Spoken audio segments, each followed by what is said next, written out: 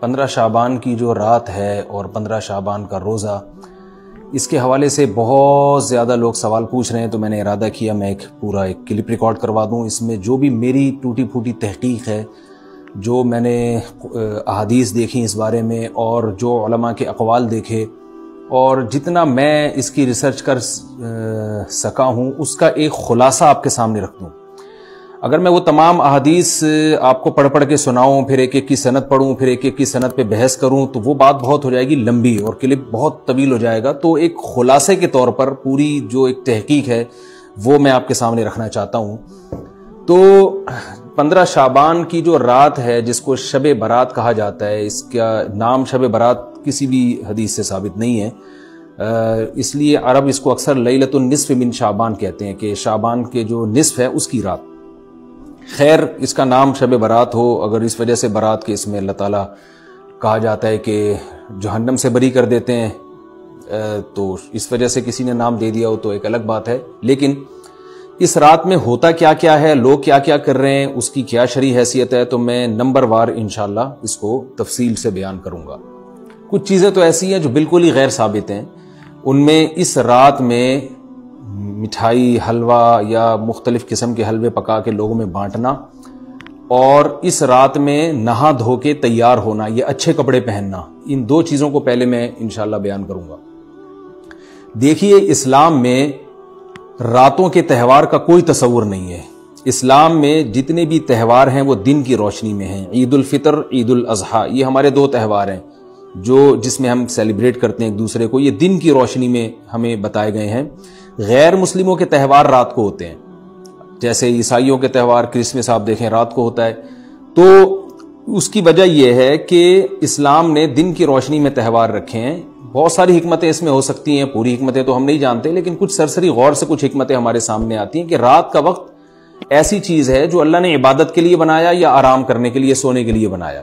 رات میں اگر آپ سیلیبریٹ کریں گے کسی بھی عمل، یعنی کوئی خوشی منائیں گے، تو اس میں انسان کی گناہوں کی طرف توجہ زیادہ جاتی ہے۔ جیسے آپ دیکھیں کرسمس میں شرابیں پی جاتی ہیں، اور جو بھی غیر مسلموں کے تہوار ہیں اس میں بھی چراغاں ہوتا ہے رات کے وقت۔ تو جبکہ ہمارے ہاں جو عید الفطر ہے وہ دن کی روشنی میں ہم نماز پڑھ کے اس کی ابتدا کرتے ہیں۔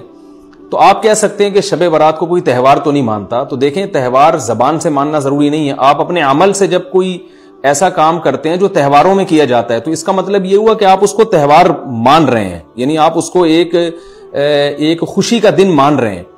تو نہانا دھونا یا کھانے پکا کے لوگوں میں تقسیم کرنا یا خود کھانا، اور خاص طور پہ حلوہ یعنی میٹھا، یہ چیزیں تہواروں کے موقع پر ہوتی ہیں۔ جیسے ہم عید الفطر والے دن صبح سوئیاں بناتے ہیں، میٹھا بناتے ہیں، کھاتے ہیں، لوگوں کو کھلاتے ہیں، نہاتے ہیں، اچھے کپڑے پہنتے ہیں۔ جمعے والے دن بھی، جمعے میں بھی عید کا عنصر ہے حدیث میں، اس کو بھی عید قرار دیا، اس دن بھی ہم نہا دھو کے کپڑے پہنتے ہیں۔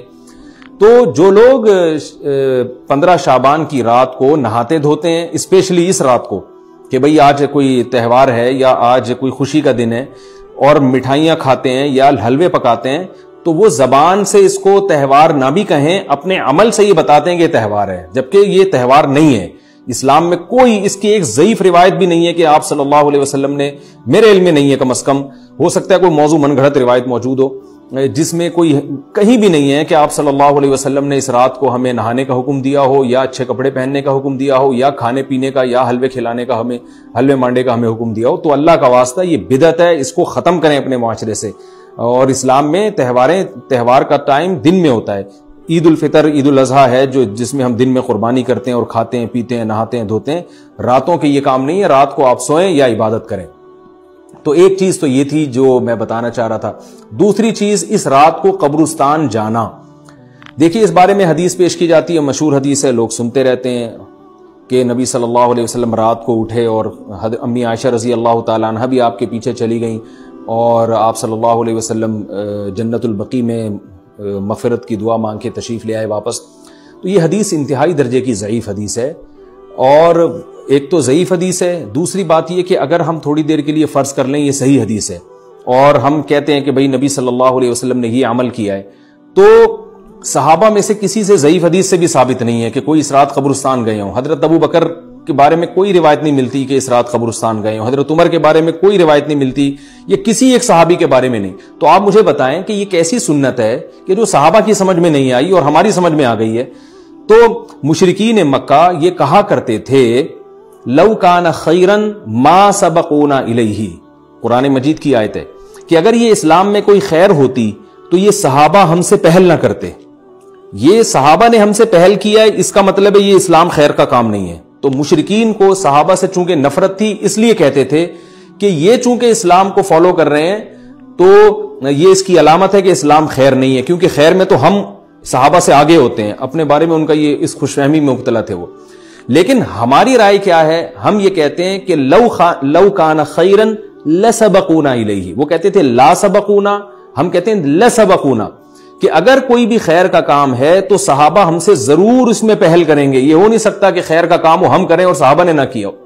تو اسی طرح میں یہ عرض کرتا ہوں کہ دیکھیں اگر قبرستان جانا اس رات میں سنت عمل ہوتا تو صحابہ یقیناً جایا کرتے. کوئی ایک صحابی تو گیا ہو، یہ کیسی بات ہے جو صحابہ کی سمجھ میں نہیں آئی اور ہماری سمجھ میں آ رہی اور ہم قبرستان جا رہے ہیں اس رات کو.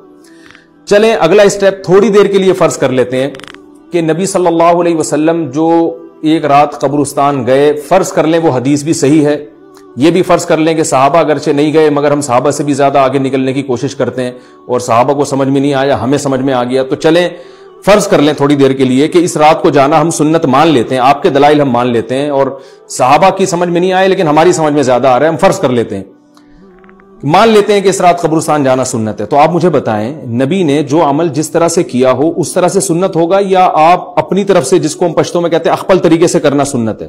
نبی نے فجر کی 2 رکعتیں پڑھی ہیں اور ہر رکعت میں 2 سجدے کیے ہیں. آپ اگر فجر کی 3 رکعتیں پڑھیں گے تو کیا نماز ہو جائے گی آپ کی؟ اب آپ دلیل میں یہ کہیں کہ نبی نے فجر کی نماز پڑھی ہے تو مجھ پر بھی لازم ہے.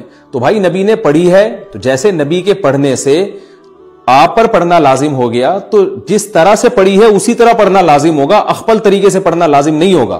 تو اسی طرح یاد رکھیں، فرض کر لیں کہ نبی قبرستان گئے ہیں اور یہ قبرستان جانا سنت ہے، تو نبی کس طرح گئے ہیں اور کتنی دفعہ گئے ہیں؟ نبی رات کو چپکے سے اٹھ کے گئے ہیں، کوئی کسی کو آپ نے جمع نہیں کیا، کسی کو بتایا تک نہیں، جو اس حدیث سے پتا چل رہا ہے ہمیں، اگرچہ یہ ضعیف حدیث ہے لیکن فرض کر لیں یہ صحیح ہے. تو کہیں پتہ بھی نہیں چل رہا، چپکے سے قبرستان گئے اور چپکے سے واپس آئے اور پوری زندگی میں ایک دفعہ گئے. جبکہ ہمارے ہاں ہر سال قبرستان میں لوگ جا رہے ہیں، جب بھی شب برات آتی ہے لوگ قبرستان جاتے ہیں ہر سال. نبی ایک دفعہ گئے اور آپ ہر سال جا رہے ہیں. نمبر 2، جاتے جتھوں کی شکل میں، نبی تو چپکے سے گئے ہیں. تو آپ رات کو 2-2:30 بجے ذرا چپکے سے اٹھیں اور تنہائی میں جب قبرستان میں وحشت ہو اور اندھیرا ہو اور وہاں قبرستان جائیں، اتنا دم ہے آپ میں، تو ہم کہیں گے بھئی آپ نے نبی کی سنت کو زندہ کیا ہے. لیکن آپ تو جتھوں کی شکل میں جا رہے ہیں، نہا دھو کے جا رہے ہیں، خوشبو لگا کے جا رہے ہیں، تیار ہو کے جا رہے ہیں، اور جو کچھ وہاں خرافات ہو رہی ہیں قبرستان میں وہ تو ساری دنیا کو معلوم ہے. میلے ٹھیلے لگے ہوئے، وہاں پہ گولے گنڈے بک رہے ہیں، برگر بک رہے ہیں، گول گپے بک رہے ہیں وہاں پہ، اور پھول الگ بک رہے ہیں، ہار پھول قبروں پہ چڑھانے کے لیے. کیا بدماشی ہے یہ، کیا منہ دکھائیں گے رسول اللہ صلی اللہ علیہ وسلم کو قیامت کے دن؟ آپ کے سامنے کیا وہ حدیث نہیں ہے کہ نبی صلی اللہ علیہ وسلم نے فرمایا کہ روایت میں آتا ہے کہ کچھ لوگ قرب میدان حشر میں آئیں گے تو ان کے چہرے ایسے ہوں گے جیسے میری امت کے چہرے ہوتے ہیں، میری امت کی شکل ہوتی ہے. حدیث کا مفہوم میں بیان کر رہا ہوں. تو جب وہ حوض کوثر کا پانی پینے کے لیے میرے پاس آئیں گے تو فرشتے ان کو بھگائیں گے، سحقن سحقن. تو آپ صلی اللہ علیہ وسلم پوچھیں گے یہ تو میری امت ہے، آپ تو فرشتے کیا کہیں گے کہ یہ آپ کی وہ امت ہے جنہوں نے آپ کے دنیا سے جانے کے بعد دین میں ایسی چیزیں ایجاد کر لی تھی جن کا آپ نے حکم نہیں دیا. تو آپ کیا فرمائیں گے؟ سحقن سحقن، دور کرو ان سے. تو ایسا نہ ہو کہ ہم قیامت کے دن رسول اللہ صلی اللہ علیہ وسلم کی شفاعت سے محروم ہو جائیں. تو اللہ کا واسطہ قبرستان مت جائیں اس رات، گھر میں بیٹھیں آرام سے، یہیں بیٹھ کے میت کے لیے مغفرت کی دعا کریں. اور اگر آپ سمجھتے نہیں یہ حدیث بالکل صحیح ہے اور جانا لازمی ہے تو پھر تنہائی میں جائیں، ایسے قبرستان کا انتخاب کریں جہاں آپ کے علاوہ کوئی بھی نہ ہو، اور پھر چپکے سے جائیں اور پتلی گلی سے واپس آ جائیں. آپ اگرچہ ہم تو اس کو بھی نہیں مانتے لیکن اگر کرنا ہے تو پھر اس طریقے سے عمل کریں اگر آپ حدیث کو فالو کرنا چاہتے ہیں آپ اپنے خیال کے مطابق. تو یہ 2 باتیں ہو گئیں. ایک تیسری چیز کیا ہے؟ کیا قرآن اس رات میں نازل ہوا ہے اور تقدیر کے فیصلے اس رات میں ہوتے ہیں؟ دیکھیے قرآن میں 2 جگہ اللہ نے اس مضمون کو بہت وضاحت سے بیان کیا. ایک سورہ دخان میں انا انزلناہ فی لیلۃ مبارکہ کہ ہم نے اس کو مبارک رات میں نازل کیا، اور اللہ نے فرمایا فیہا یفرق کل امر حکیم، اس میں حکمت والے فیصلے ہوتے ہیں اس رات میں. دوسری جگہ 30ویں پارے میں سورہ قدر میں اللہ نے فرمایا انا انزلناہ فی لیلۃ القدر، ہم نے اس قرآن کو لیلۃ القدر میں نازل کیا، اور اس میں بھی اللہ نے فرمایا تنزل الملائکۃ فیہا کہ فرشتے اس رات میں اترتے ہیں بِإِذْنِ ربِّہم مِنْ کُلِّ امر، تمام قسم کے معاملات لے کے۔